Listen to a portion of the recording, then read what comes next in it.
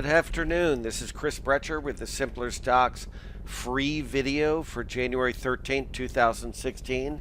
It's 3:34 p.m., about 26 minutes before the bell. Just wanted to get this out. Basically, today was a typical action you get when a market is trying to grope for a bottom right here. Problem is that I'm not sure it's a bottom, an ultimate bottom whatsoever, and I'll show you some of the reasons. Number one, like I had mentioned on the premium side, is you had this oversold condition on the daily, that if you want the market to really get pummeled, you'd like it to work off some of this. Next thing you got was a gap this morning, which got sold immediately right at resistance, right at the 1940 we said it might go to. And basically, if you're bullish, this is the last thing you want to see is a weak rally. Now, one thing we've gotten spoiled about, every time that we've gotten oversold in the past, we get these rip-roaring rallies, just, 150-point rallies. What we haven't gotten in about, 4 years is where you get these sell-offs and the rally is just a weak rally in this area right here, like you're seeing. When you get these weak kind of rallies, it gets you really nervous. Now, let me explain one reason why I'm nervous. Number one, the Russell. Like you see on the left, the Russell's still down today. Another divergence, down 2, with the ES is up 1375. Second thing I see in here is the transport's only up 40. And you still have crude oil down, but not as much as it was. I'll give you that.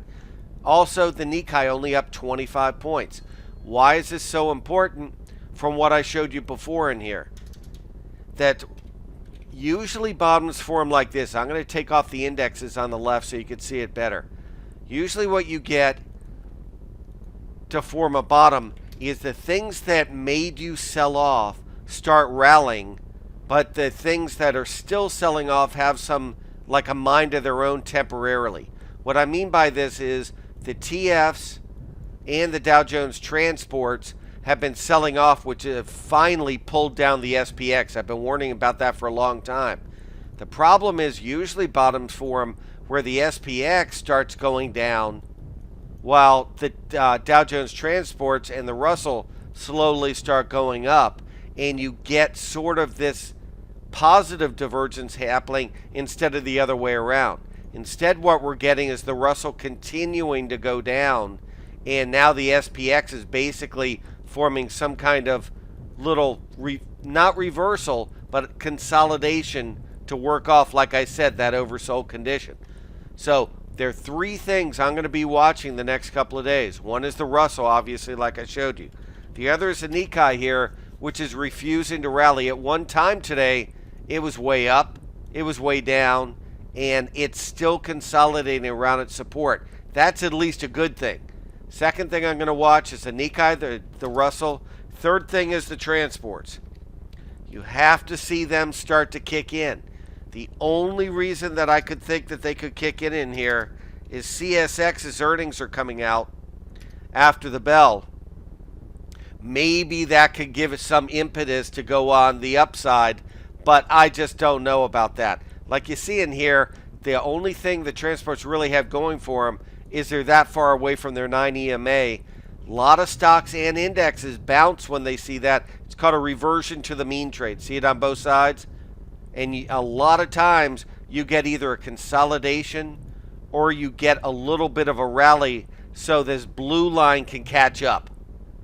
But that doesn't mean that you buy on that. It means wait for your next pitch.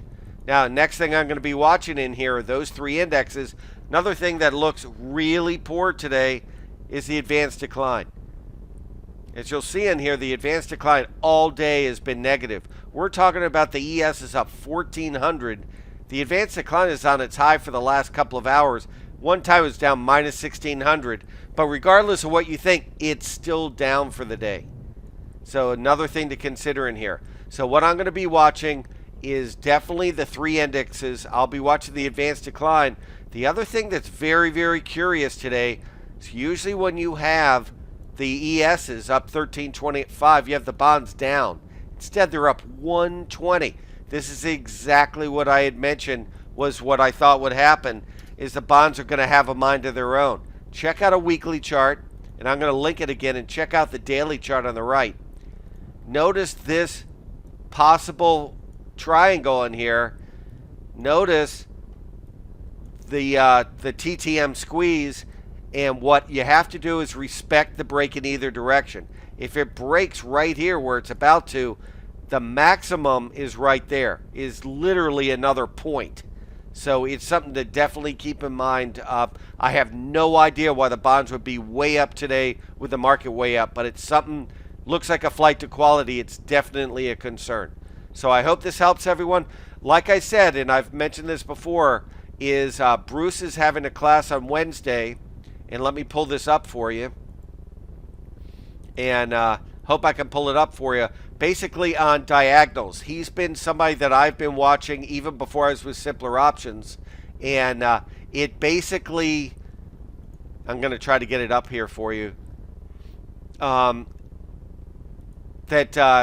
Here we go. It's coming up. Give me a second in here. It's called the Simpler Options, and it's Flex. Basically, it's about diagonals. In his class, like I said, before I started with Simpler Options, I took a lot of his butterfly classes, which were great. I usually just do day trading butterflies. I don't do, going on this week's expiration. A lot of things he says are really smart. It's something you should try to take advantage of if you can. So it's called Utilizing Diagonals to Increase Flexibility. Another thing, like I hope you know, that we have a $7 trial for 30 days. We've had really about 1,000 people take advantage of it, and our retention rate of people that have gone then to do the monthly subscription has been really high compared to the industry average. So that's something you should check out. We have the hour-and-a-half chat in the morning where I usually talk for 20 minutes, but it's been an hour every day because it's been so popular. So I hope you take advantage of that, and I will talk to you tomorrow.